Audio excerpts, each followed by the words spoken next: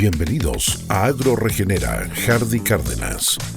En este espacio, la tradición se une a la innovación para impulsar el desarrollo sostenible.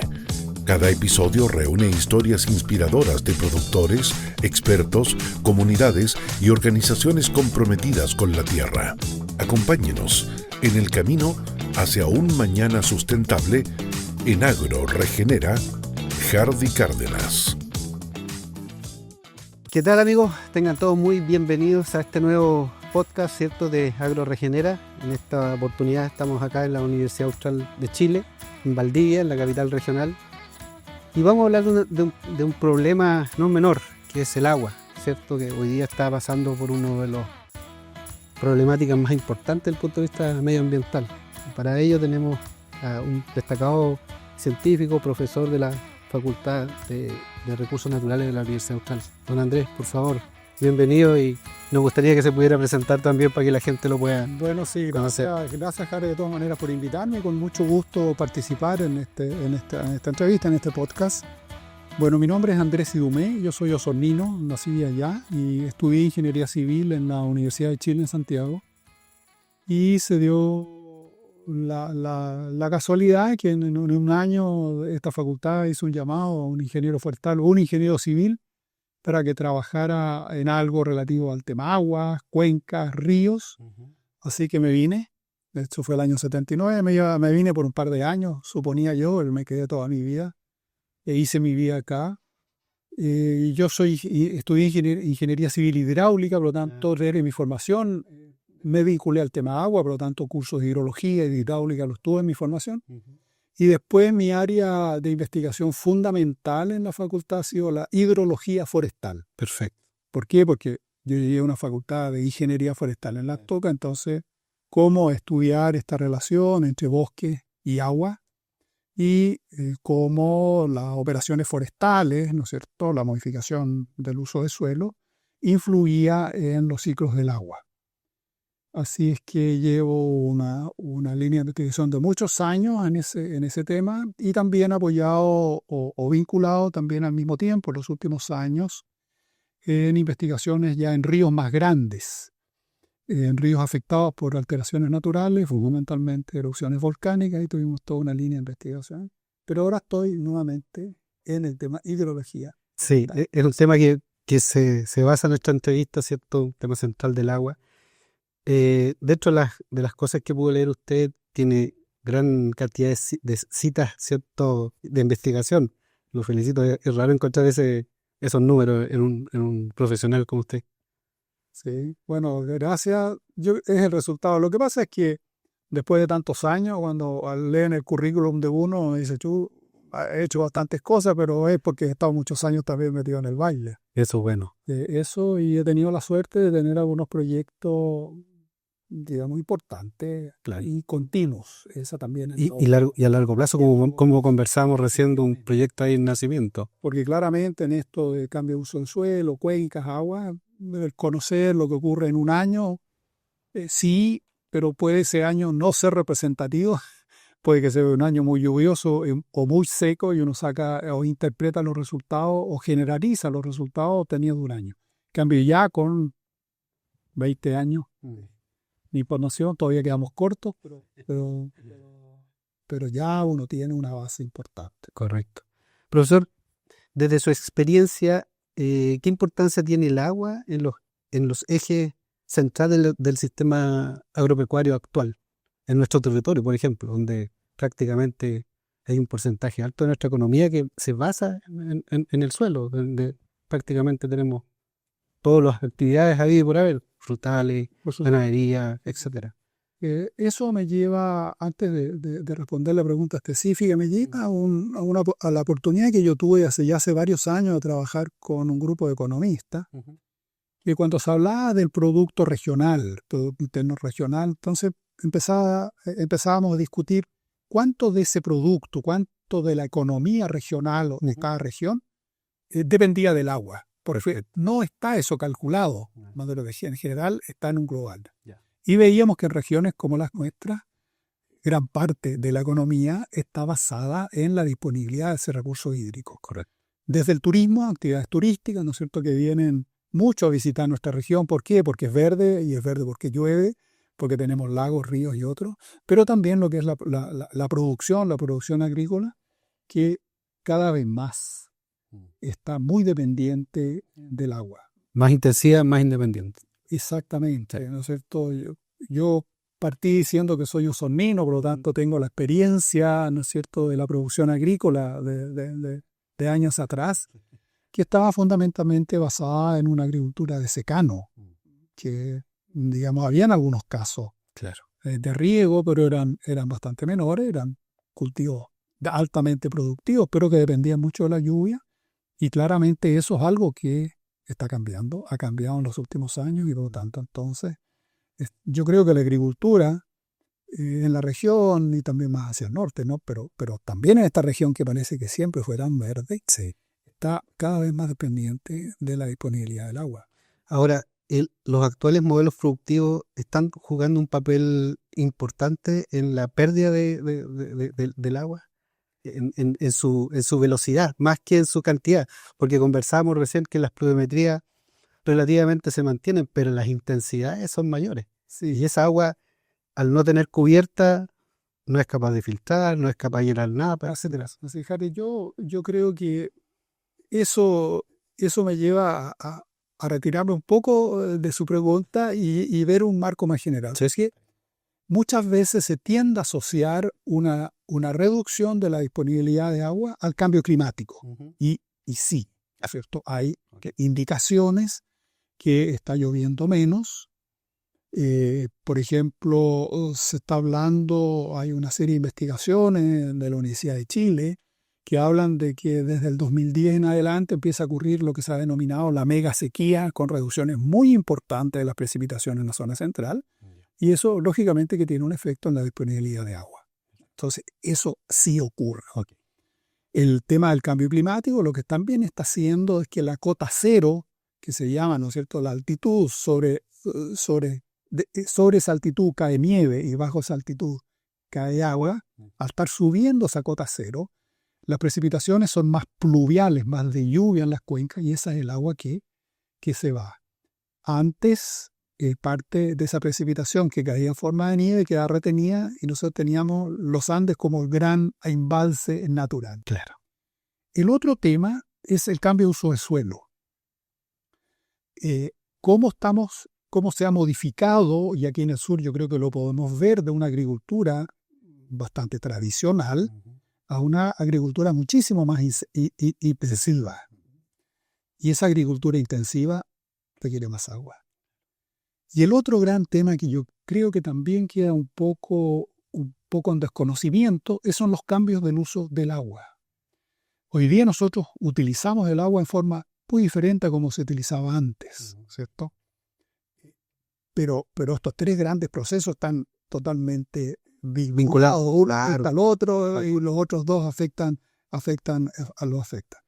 Y por lo tanto, entonces, si nosotros utilizamos el agua para riego, ¿ya?, lo que hacemos es extraer el agua de las napas o de los cursos de agua o de los cuerpos de agua para regar. Esa agua entonces se evapora más rápido y hay un aceleramiento del ciclo hidrológico, pero también hay una descarga de las reservas. Y el tema es entonces cómo eso va afectando. Conceptualmente lo que podría ocurrir es que hay empieza a haber una descarga de nuestras reservas, y las precipitaciones menores ahora no permiten recargar esas reservas a las tasas que los recursos están siendo extraídos. Perfecto. ¿Ocurre en todos los lugares? No.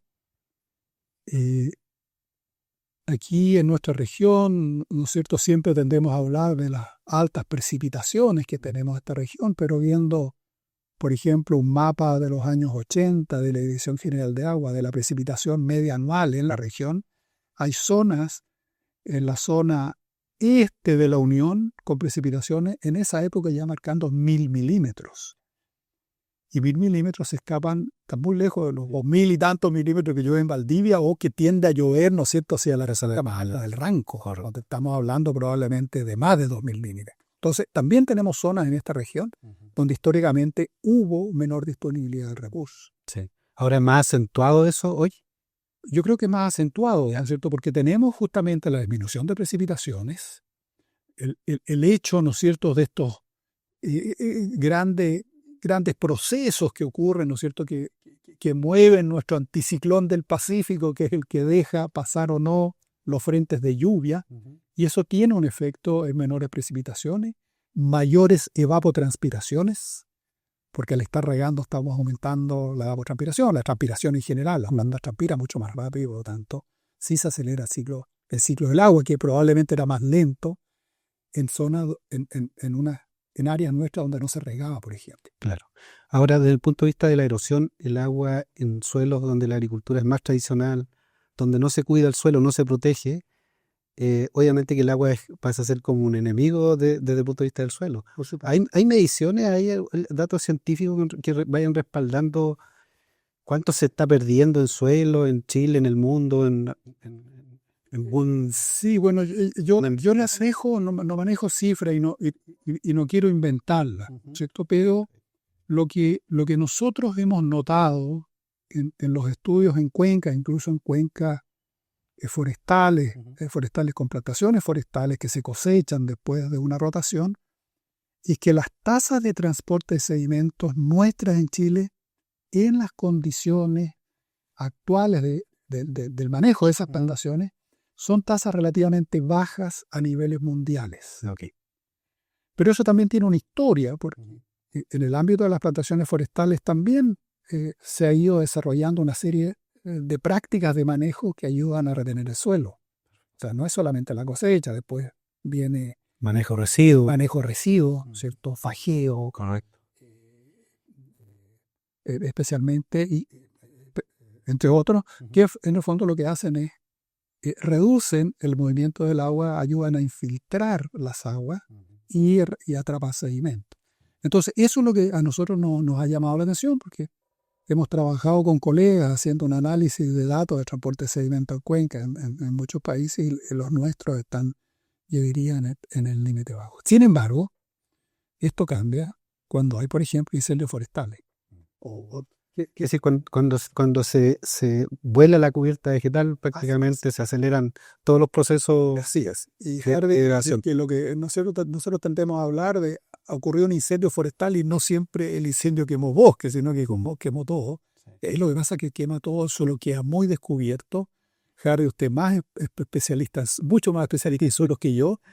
Y el suelo, ¿no es cierto?, se suelta en definitiva por la temperatura, genera en algunos casos estas capas hidrofóbicas que favorecen el escurrimiento superficial y por lo tanto arrastran mucho más sedimento. Y en esos años, hasta que la vegetación empieza a recuperarse, empieza a restablecerse, que puede durar, dependiendo, 4 años. Si no hay una planta, claro, 5 años tal vez o más. Y luego esos primeros años la tasa de erosión puede ser. Y el otro ya ese sentido que, y lo estuvimos conversando porque es un tema, es un debate, y sigue siendo un debate el tema de las plantaciones. Sí. Pero desde ese punto de vista, para recuperar más rápido y que no siga esa erosión, los bosques de plantaciones desde eucalipto tuvieron un papel que de cierta forma detuvo claro, esa agresividad en la erosión. Yo, ¿no es cierto? A mí me toca aquí en esta facultad escuchar, ¿no es cierto?, que hay gente que está en favor o en contra, sí. Más a favor, cuando no tan a favor, pero sí cumplieron un papel cuando se establecieron gran parte de las plantaciones, a pesar de que hay críticas al respecto, que hubo una gran sustitución de bosque nativo. Si uno mira, las plantaciones empiezan a establecerse en zonas que están severamente degradadas por esta agricultura intensiva en suelos relativamente frágiles. Sí, en la zona centro-sur, por ahí. En los graneros de Chile. Los graneros de Chile. Yo creo que en los fines de los 1800 plantaban trigo en todos los lugares. Sí. Y ahí no queda suelo. Entonces, al no quedar suelo, ¿qué es lo que se puede establecer? Al no haber suelo, no hay la infiltración. Harvey mencionaba al principio, no sé si no hay suelo, no puede haber infiltración, no hay reservas de agua subterránea, y eso hace que el territorio nos genera problemas, especialmente en verano, en nuestros climas que son bastante mediterráneos, con las lluvias concentradas en invierno y relativamente más secas en verano. Sí. A nivel global, ¿cómo describiría usted las principales demandas que hay, no solamente en el territorio, en el mundo, ¿cierto?, con respecto a la crisis del agua? ¿Cómo pudiéramos ir enfrentando esta problemática de... Bueno, yo soy un crítico desde el punto de vista del modelo productivo que no lo comparto para nada, porque nunca he considerado el suelo como base, ¿cierto?, de nuestra alimentación, y lo hemos destruido. Desde los últimos 200 años es impresionante cómo han desaparecido las primeras, el horizonte A que llamábamos en las zonas que fueron los graneros de Chile, que prácticamente ya estamos en el C prácticamente. Entonces, desde ese punto de vista, llama la atención que como país todavía no tengamos ese cambio, no así otros países en Latinoamérica, que me llama mucho la atención, Argentina, Brasil, donde sí se está implementando tecnología que apunta a cuidar el suelo, por ende, el agua entra de nuevo en su ciclo, Por supuesto, en sus ciclos naturales. está absolutamente vinculado. Bueno, yo creo que efectivamente es necesario volver a darle valor al suelo, donde yo creo que históricamente el suelo era algo que estaba ahí y no nos preocupemos mucho y va a permanecer por años, que ya volvemos al tema de la época de granero, esos siglos duraron no tanto. Y el tema es que recuperar un centímetro de suelo, o sea, un centímetro de suelo lo podemos perder en decenas, en lo que es la vida de una persona, pero recuperar ese centímetro de suelo puede durar muchísimas generaciones, que son edades geológicas, entonces no es posible hacerlo. Entonces, efectivamente, es el suelo donde yo creo que es necesario empezar a mirar. Y el otro tema es echar una mirada a las grandes cifras, ¿no es cierto?, de utilización del agua. Gran parte del agua se utiliza en Chile en la agricultura y una parte importante en la minería. Ahora, en la minería lo que hemos estado nosotros escuchando, sabiendo, es que empiezan a desarrollarse en el norte estas plantas de desalación o desalinización que están siendo financiadas en muchos casos por las mineras, ¿no es cierto?, para llevar agua a las minerías e independizarse de las fuentes de agua superficiales. Perfecto, porque ahí se entra todo problema con las comunidades que se quedaron históricamente sin agua. Entonces es probable que el tema de la minería pueda empezar a reducir, pero la parte importante es la agricultura. Entonces yo creo que es ahí donde es necesario empezar a echar una mirada a qué es lo que está ocurriendo. Y el tema es, ¿no es cierto?, estudio, yo creo que decisiones más centradas en disponibilidad de agua, que es necesariamente poner algún cultivo en específico, ¿cierto? ¿Podemos sustentar nosotros el agua? Y cómo la utilización de ese agua o tratar de reducir el efecto sobre el resto del territorio. Y ahí donde ocurre. Por ejemplo, se habla mucho, Jare, ¿no es cierto?, de mejorar de los sistemas de riego, de hacernos cada vez más eficientes, ¿no es cierto?, de evitar las pérdidas al suelo. Pero yo digo, claro, lo que pasa es que si no somos eficientes, las pérdidas recargan los acuíferos. Así es. En cambio, si somos eficientes, lo que ocurre es que, claro, vamos a poder regar la misma cantidad de superficie con menos agua, pero los propietarios de los derechos de agua, ¿qué van a hacer con esa agua que les queda libre? Van a cultivar más. Por lo tanto, en definitiva, con esa agua, ¿no es cierto?, son eficientes, pero van a regar mucho más superficie. Entonces, lo que ocurría antes, por ejemplo, en las cuencas de la Concagua, del Maipo, es que habían sectores. El riego de la zona alta, ¿no es cierto?, que era riego tendido, por lo tanto, habían filtraciones a las napas, aparecían en la sección siguiente y sustentaban derechos de agua de los sectores más abajo. Pero si el de más arriba es tan eficiente que ocupa todo el agua, ya no va a haber infiltración y por lo tanto va a disminuir la disponibilidad. Y yo creo que ahí es donde se tiene que ir a ese trabajo, ¿no?, en toda una agricultura. Yo estuve leyendo también, le dicen la idea, y creo que calza, ¿no es cierto?, este concepto de recuperar el suelo, echarle una mirada al suelo, y lo planteo porque también, como yo trabajo con las empresas forestales, ellos ya me dicen, para nosotros lo importante es el suelo, no podemos perder el suelo, o sea, porque cerramos el negocio para la rotación siguiente. Claro, correcto. ¿No es cierto? Y volver a eso. Ahora se ha avanzado desde ese punto de vista, desde el mundo forestal, en el tema de, ok, empecemos a preocuparnos del suelo, haciendo estos manejos que hoy día de residuos. Sí, yo creo que hoy día gran parte de las empresas más grandes, de las empresas que entran muy fuerte a los procesos de certificación forestal, tienen como, bueno, la certificación forestal no es obligatoria, pero es obligatorio, en definitiva. Sí están utilizando técnicas de preparación de sitios, de retención de sedimentos. Todavía no se habla de qué cantidad de carbono, por ejemplo, le están metiendo al suelo con el manejo de residuos o recuperación. Sí, yo no trabajo específicamente en eso, pero sí hay grupos que están trabajando con las empresas en términos de cuál es la cantidad de carbono, qué es lo que está pasando con los suelos, cómo se recuperan, cómo se están recuperando suelos, ¿no es cierto? Porque en definitiva igual aportes de materia orgánica y la materia orgánica, los residuos después de la cosecha, muchos de ellos van quedando sobre el suelo, por lo tanto sí hay. Desde la academia, desde el punto de vista hídrico, ¿se están haciendo algunos estudios con respecto a por ejemplo, hace un par de tiempo atrás unas noticias que impactaron un poquito con respecto a que se estaban prohibiendo, por ejemplo, hacer perforaciones para sacar agua en la cuenca del Ranco? Claro, yo creo que eso, el tema de la gestión del agua en la zona sur, normalmente se enfocaba hacia la utilización de las aguas superficiales, ¿cierto? De los cursos de agua o cuerpos de agua. Correcto. Pero lo que fue ocurriendo también es que poco a poco se empezaron a hacer cada vez más pozos, y lo que pasa es que la región del sur siempre fue quedando un poco atrás en términos de la construcción de pozos y con el conocimiento de las aguas subterráneas. Hoy día yo creo que se ha avanzado, la Dirección General de Agua tiene pozos que están monitoreando para ver cuál es el comportamiento de las napas, y eso hace entonces que empiece a regular con mucho mayor conocimiento, ¿no es cierto?, el otorgamiento de derechos de aprovechamiento de aguas subterráneas. Y eso yo creo que va justamente para mantener niveles de almacenamiento subterráneo que permita al mismo tiempo sustentar los escurrimientos superficiales, ¿no es cierto? Las aguas que llegan a humedales u otros van a hacer ese tipo de escurrimiento. Y eso es lo que está ocurriendo.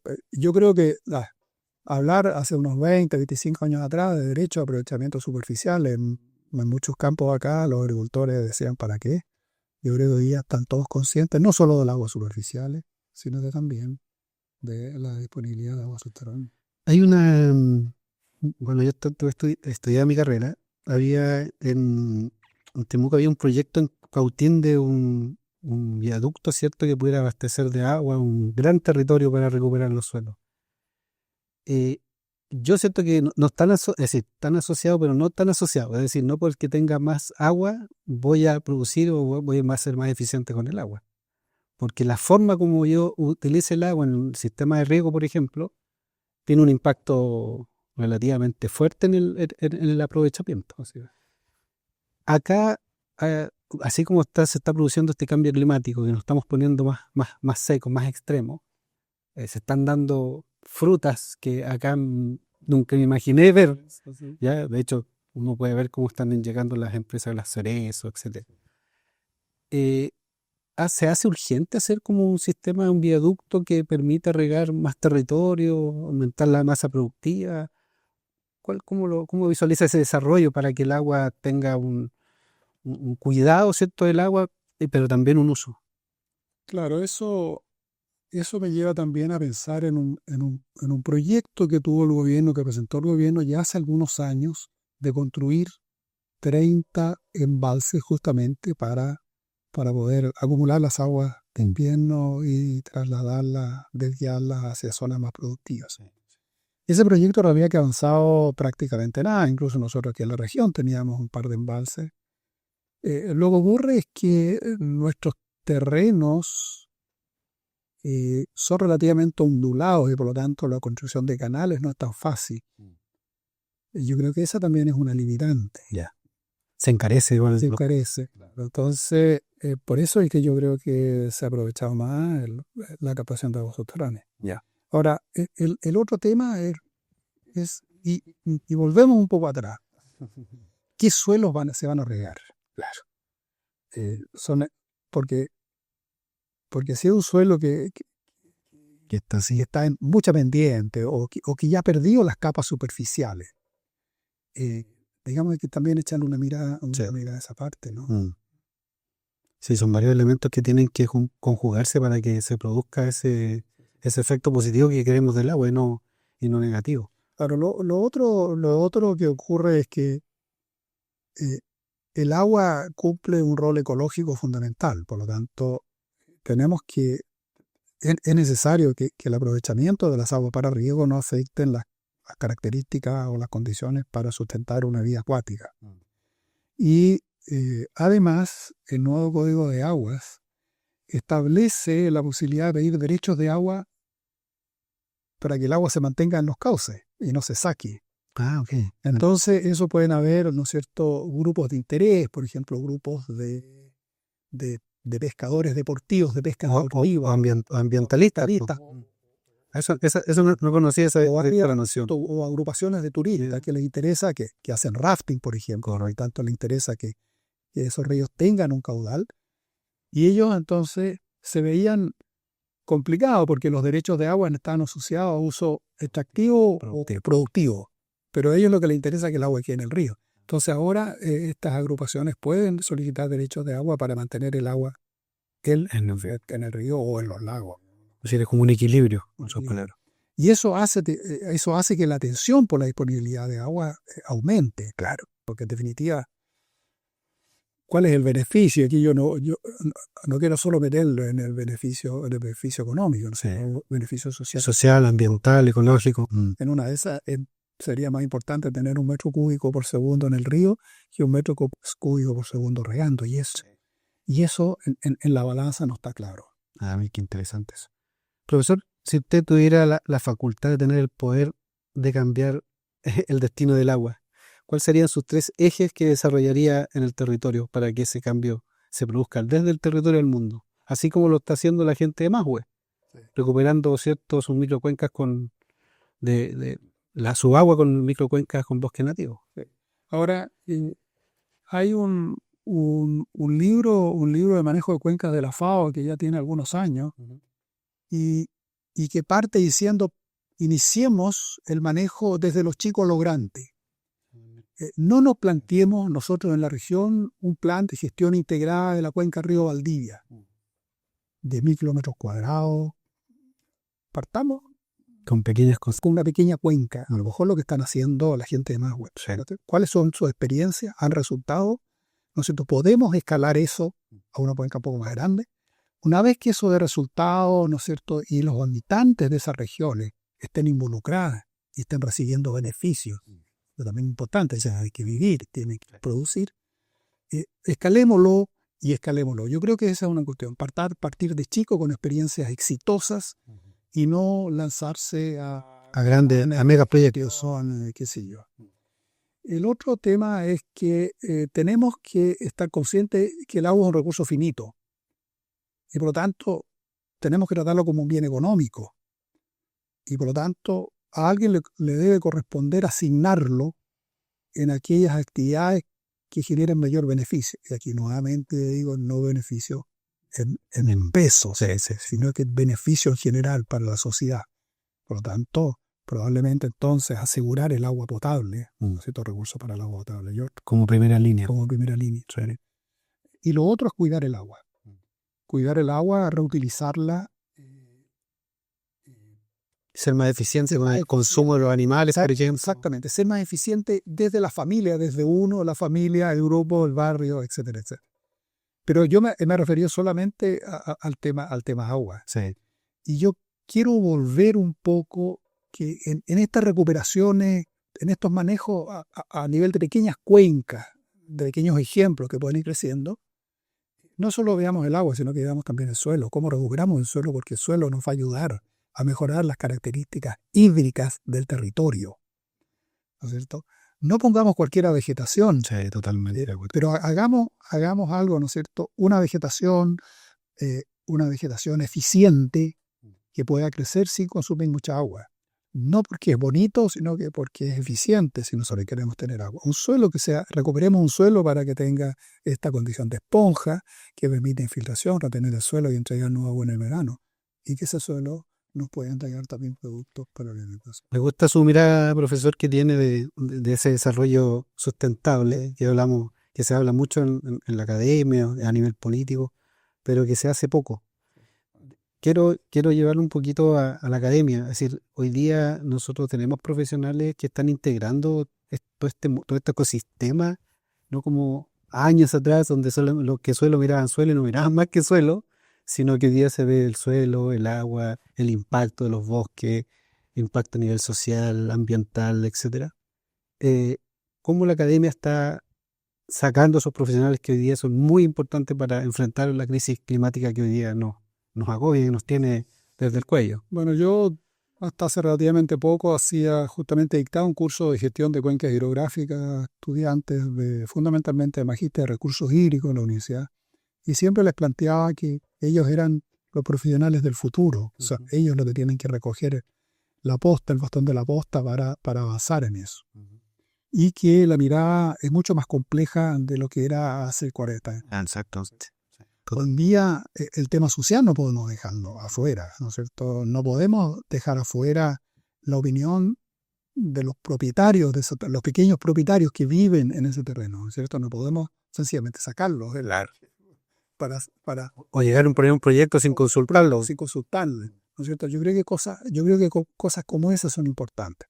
Ahora, yo siempre pienso que sigue faltando, porque hay muchos colegas que es interdisciplinario, multidisciplinario, qué sé yo, lo que está ocurriendo, ¿no? Y nosotros también tuvimos con otros colegas de ingeniería una experiencia reciente en un curso, un curso de arquitectura. Ahora los arquitectos, que les hicimos un trabajo sobre los riesgos de crecidas de ríos en un centro poblado. Entonces uno dice, los arquitectos, bueno, pero es importante que ellos sean capaces de echar una mirada al territorio. Correcto. ¿No es cierto? Cómo el territorio, cómo lo que ocurre en el territorio puede afectar un centro poblado. Y ellos como arquitectos puede que a lo mejor no trabajen, pero pueden ser los futuros Ceremi o alguien que van a tener un papel importante, claro. Y que sean capaces de mirar el territorio y decir, bueno, aquí parece que necesitamos un grupo que con ingeniero, con, no sé, con especialista en suelo y todo eso, se hará trabajar sobre un programa común. O sea. Profesor, para finalizar, ¿cuál sería el mensaje que le dejaría a las personas, a las generaciones? Que es cierto que yo siempre he dicho que uno tiene que dejar un bonito legado en la vida, a los hijos, que se sientan orgullosos que tuvieron un papá, ¿cierto?, que luchó por buscar este equilibrio entre la naturaleza y la producción, y no irnos destruyendo como lo hemos estado haciendo. Y que algunos siguen haciéndolo, pero ya hay menos, creo yo. Han aparecido más actores que quieren dejar un bonito planeta. Sí, yo no sé si plantearlo como a mis hijos, pero tal vez a los más jóvenes. La realidad es que muchos de los resultados de las acciones que uno toma, que uno ejecuta en el momento, no van a tener un efecto inmediato y que no necesariamente tienen que desesperarse. Lo otro es que hay que empezar. O sea, no se saca nada con hablar de mejorar el medio ambiente. Empecemos a hacerlo nosotros. O sea, somos los primeros responsables. ¿No es cierto? Hay cual. Hay que proteger el medio ambiente. Bueno, o sea, yo soy parte de los que hay. Y aquí tiene que hacer. Tal vez cosas como esa, ¿cierto? Involucrarse. Y yo no sé si uno lo puede decir, pero démonos el tiempo de escuchar lo que el territorio nos está diciendo. Por el territorio me refiero, ¿no es cierto?, al componente físico del territorio, pero a las personas que están habitando en el territorio. Sí, totalmente. Yo he estado varias veces en algunos encuentros asociados a proyectos de inversión con participación ciudadana. Y lo que más me llamaba la atención era que propietarios o pequeños agricultores no estaban ahí. Estaban los encargados de la serenía, no sé, de esta serenía, esta otra, de la ONG de acá. Entonces, no, pero bueno, ¿quién le ha preguntado a quién vive en ese territorio? Totalmente. Entonces, Hay una desconexión ahí que todavía uno lo ve en terreno. Sí, totalmente cierto. Bueno, don Andrés, quiero agradecerle su tiempo y el espacio que nos pudo dar para conocerlo, ¿cierto? Profesionalmente y como persona y que haya estado en este nuevo capítulo. no, Harvey, realmente un gusto. Yo cuando me llamó dije, ay, bueno, ¿a dónde me meto? Pero realmente ha sido un gusto y espero haber podido contribuir Y totalmente. a lo que pensaba Harvey, así que un gusto también para mí.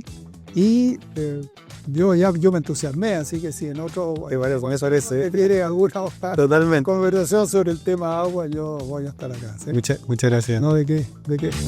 Agroregenera, Hardy Cárdenas. En este espacio, la tradición se une a la innovación para impulsar el desarrollo sostenible. Cada episodio reúne historias inspiradoras de productores, expertos, comunidades y organizaciones comprometidas con la tierra. Acompáñenos en el camino hacia un mañana sustentable en Agroregenera, Hardy Cárdenas.